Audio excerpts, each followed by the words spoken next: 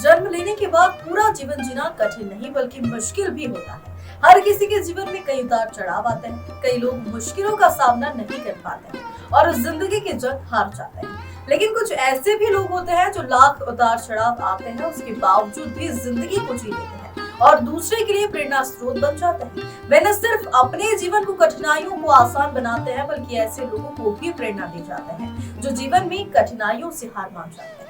आज हम एक ऐसे शख्स की बात कर रहे हैं जो साधारण ब्राह्मण परिवार के छोटे से गांव में जन्मे नारायण उपाध्याय की, जिन्होंने उच्च शिक्षा प्राप्त करने के बावजूद अपने पिता की खेती किसानी के साथ साथ आसपास के गांव में पंडिताई भी की।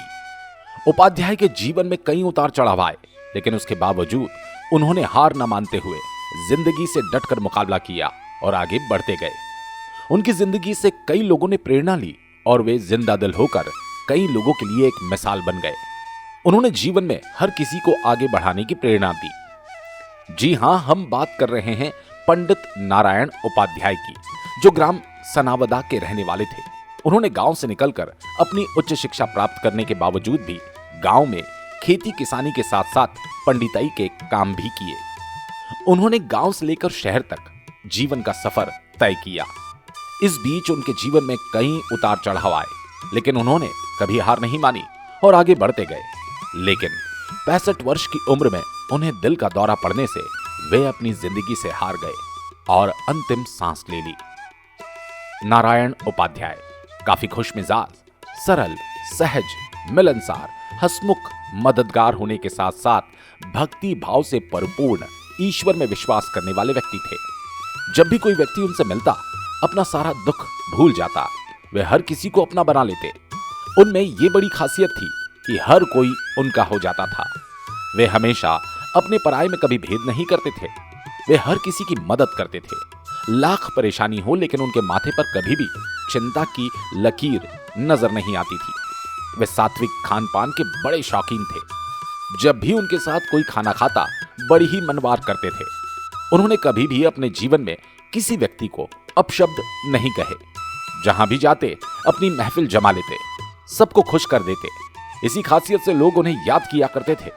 आसपास, पड़ोसी, गांव, शहर के लोगों को उनमें अपनापन नजर आता था।